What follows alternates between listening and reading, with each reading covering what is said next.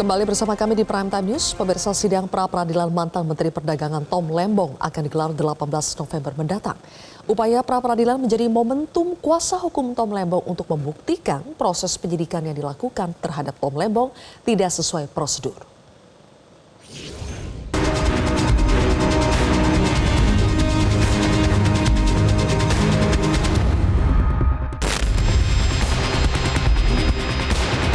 Sidang perdana pra-peradilan mantan Menteri Perdagangan Tom Lembong akan digelar pada 18 November mendatang di Pengadilan Negeri Jakarta Selatan. Bagi tim hukum Thomas Lembong, upaya pra-peradilan ini menjadi momentum untuk mereka membuktikan bahwa proses penyidikan yang dilakukan Kejaksaan Agung tidak sesuai prosedur hukum yang berlaku. Salah satunya ketiadaan hasil audit yang menyatakan kerugian negara akibat kebijakan impor gula.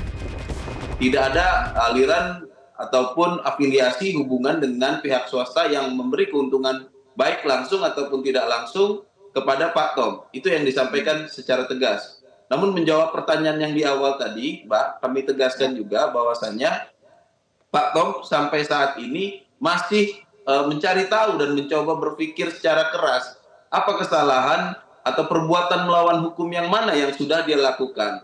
Kalau memang kebijakan-kebijakan itu sudah sesuai dengan ketentuan hukum, tentu beliau merasa keberatan.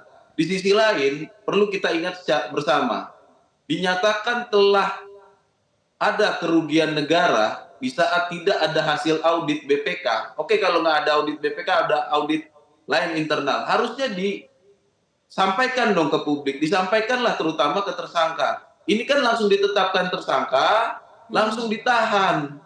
Ini kenapa? Kenapa ditahan dulu? Kenapa ditersangkakan dulu? Dibuktikan saja dulu. Pakar Hukum Pidana Universitas Indonesia Ganjar Laksamana menyebut Kejaksaan Agung harus membuka informasi soal kronologi perkara dugaan korupsi importasi gula yang menjerat Tom Lembong. Pembukaan kronologi kasus dari Kejagung penting untuk keterbukaan publik untuk mencegah adanya kecurigaan atas kepentingan politik dari perkara yang diusut. Data terpenting yang harus dibuka, yakni tanggal pelaporan serta waktu dibukanya penyelidikan dan penyidikan. Mana? Saya nggak nanya siapa pelapornya, nggak. Cuma laporannya kapan. Dan ini mulai proses karena apa? Karena ada laporan. Kalau ada laporan, kapan? Supaya kita lihat, gitu ya. Jangan-jangan sudah dilaporkan 2017.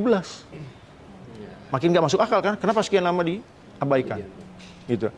Jangan-jangan dilaporkan 3 hari sebelum jadi tersangka. Cepat amat prosesnya nih. Gitu. Jadi kita mau menilai kewajaran suatu proses. Gitu kan. Sementara itu, Kejaksaan Agung siap menghadapi gugatan pra-peradilan yang diajukan Tom Lembong.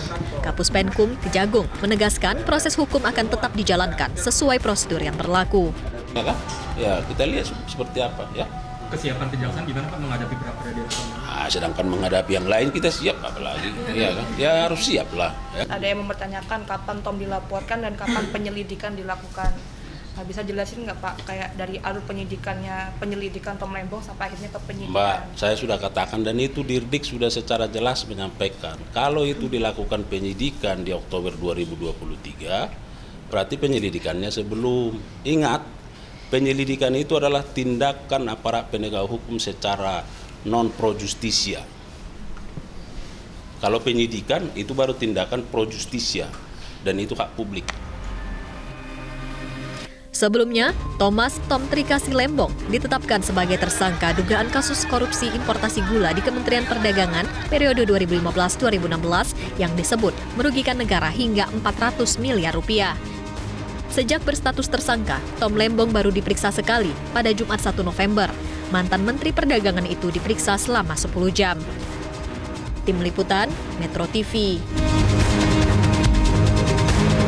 Jelajahi cara baru mendapatkan informasi. Download Metro TV Extend sekarang.